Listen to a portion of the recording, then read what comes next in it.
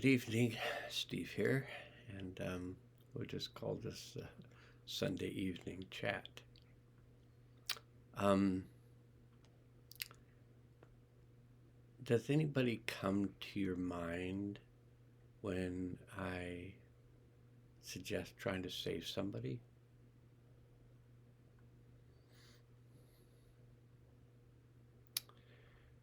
The the feeling that I can save this person.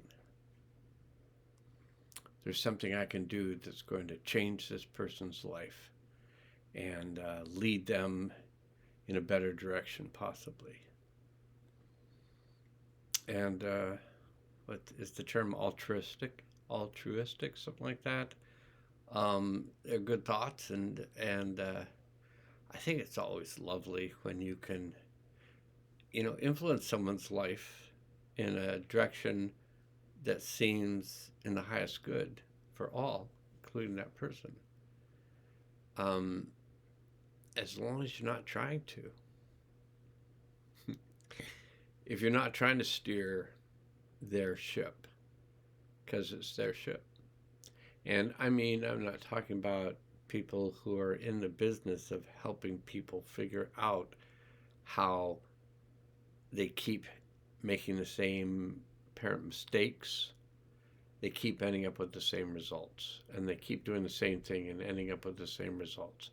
And, if you can help a person change their behaviors or their beliefs or their boundaries, if you can help them improve on their boundaries and have behaviors that actually lead them where they want to go. So they have to have an outcome to start with. They have to have an idea, a picture, some type of image, or something they say to themselves in terms of where they want to be.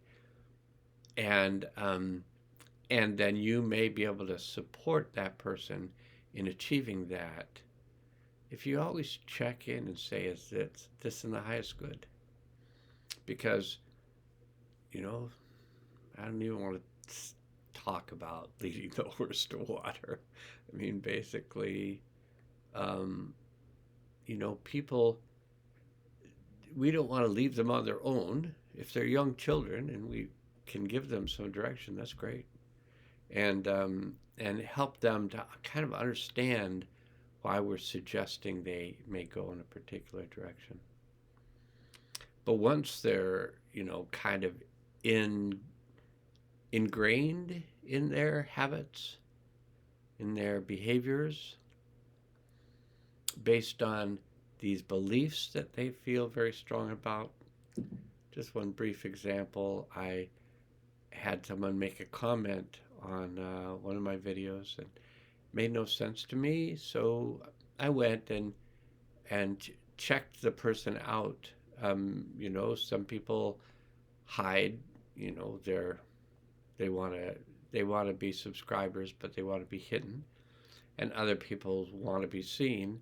This person was a person that seemed to be want to be seen, and their whole site was about anti-communism. And the pictures made me think that it was maybe a young person or, artificial intelligence that wants to appear like a young person. However that works. It's all another reality. And sometimes there's a feeling that we get further and further away from the reality that we want to be living in. So you've got to have a good sense of the reality you want to be living in. And so you may have a sense the reality you want to be living in is the reality. Let's just use peace for an example, is a reality of peace. That I want to live in a reality of peace. I want to live in a reality of safety. I want to live in a reality that I can trust that reality. I want to maybe live in a reality where science is not propaganda. Science is science. Like, this is, science. This is the science. This isn't what we've made up and are calling science. So there's difference. So we all need to have some sort of a picture of what it is, the world that we want to live in. And if we don't have a picture, then we're just going to end up in the world that is our subconscious picture of where the world's going. And people are trying to direct our minds in terms of where the world's going, because the greatest way to sell something is through fear. So if I have nothing to sell, and I can just say, as far as I know, I have nothing to sell. I have ideas that I have used and they've proven effective for me, but they're not for sale. They're free. I mean, except for that commercial you might have to watch, because I guess I've gotten enough people watching my videos that they're starting to put commercials, and hopefully they'll relate something to healing and consciousness, but we have no idea. And I apologize for any commercials that you find. The commercial prizes show up are based on you and artificial intelligence's perception of you, and what all of a sudden, boom, that's the commercial that's going to come on when you go and watch this video or whatever else you watch. So, what world do you want to live in? Give it some thought. I won't spend a whole lot more time on this particular video, because all I want to do in this video is suggest that you think about some things. So you think about your beliefs, and the way to change beliefs is by doing a process where you come up with a story that has a lot of emotions, and you separate the emotions from the story. So here's the story. Nobody loves me. My parents didn't love me. I don't get enough love. I feel really bad about it, whatever. And then we separate those. I'm going to sneeze. Oh, well, that just cleared it. So we take the emotions of that story and we separate the emotions from the story, and we release the emotions. And then the story has no emotion. And if you have to practice it a few times, like, did you have to practice roller skating or riding a bicycle or snowboarding or whatever it was you did? Did you have to practice a little bit till you got good at it? You may have to do that in terms of releasing emotions. So that's how you can change beliefs. Just remove the emotions from them. How do you change behavior? You look at a repeating behavior that's not producing results that you want, in terms of just say relationship with others. You're petting this. Cats are great examples. You're petting this cat's head, and the cat's ears are kind of going back, and they're going like, "God, you're a really bad petter," and I'm trying to give you a signal that you're a bad petter, and I'd like better petting. And when they finally just go, and then they take a chomp into your hand. Now, my cats are kind enough that when I'm not really paying attention to petting, they don't bite me hard. They just like, stop it. Pay attention. Don't pet, or pet well. And you go, oh, okay, so that's a training. So then you change your behavior. You pay attention when you're petting that cat. And that cat goes, yeah. Now, here, do this. Get this area. Oh, yeah, I really like that. Just pay the signals, but change the behavior. Like, pay attention. And then boundaries, I'm not going to get into tonight. They're just, you got to work on them. And I think I maybe made a video about it. If not, I will make a video about it. Boundaries are really important. So that's enough for that. Is there anything else? So I have clients. I get feedback from my clients in terms of their relationship to the world. And the current feedback is overwhelmed. So my clients are overwhelmed. They're overwhelmed by the energetics that are going on in the world. They're overwhelmed by the work they feel they have to do based on the energetics, based on the emotions that are being triggered, the fear, the fight or flight, the grief and loss, the anger, all those energetics that we were never really trained to deal with. And the way to deal with them is observe them. So, like when they come up, you feel them, and then name them. Name that emotion. Oh, that feels like anger. Oh, okay. I'm feeling the emotion that I've begun to understand as anger. And then you can go, okay, good to understand anger, and now I release it. Oh, this is fear. I'm really fearful. This thing has really just scared me. I'm so scared, and I know I'm faking it a little bit right now, but that's okay. But that's a little bit of how it is. I'm so scared. It's so scary. Ooh. And then you go, okay, don't get into it. Don't get lost in it. You're just feeling this energy that you're calling fear or panic or anxiety, and then just release it.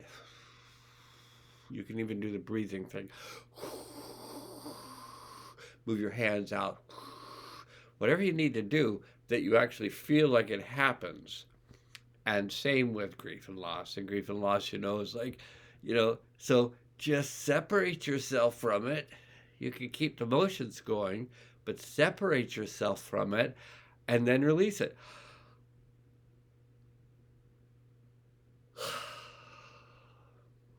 And the last thing I'd like to say related to this video is take care of yourself, because these codependent relationships, there's other people in your life. If there's a good energy between you and they serve you in their lives and you serve them, and there's this mutual caretaking, that's lovely. I hope you have it. I hope you have it with a number of people where they're there for you, you're there for them. That kind of feeling. But if you are just pouring yourself out for someone who's not making any shifts or changes, stop it. Just stop it. I mean, if it's your 4-year-old, maybe you can stop it. But if they're over 4, if they're, in their 20s and 30s and 40s, and they're not making any changes in their behaviors, and you're kind of pouring energy towards them where they're not using it constructively at all, quit pouring it towards them. Pour it towards yourself. Make sure that you're balanced. Make sure you feel stable, that you feel grounded, that your energy is moving well, that you're taking care of yourself, that you're feeding yourself well.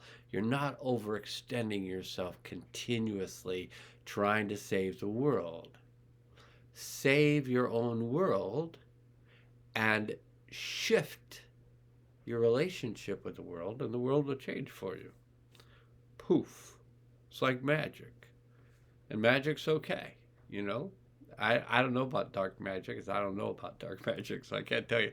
I'm guessing that, maybe, I don't know, might be creepy. I haven't done it, so I can't tell.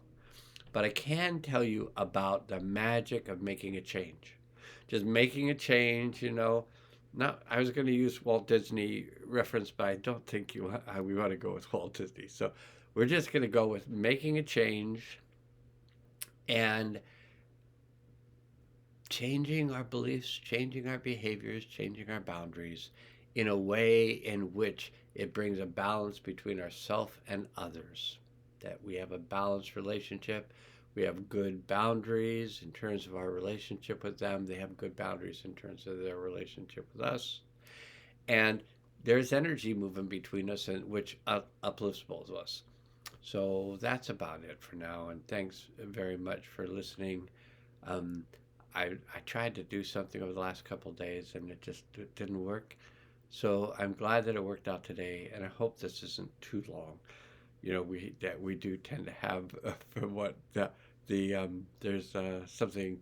It's analytics. The analytics suggests that people have about a 5-minute attention span. So if you make a 6-minute video and your punchlines in the last minute, it's over.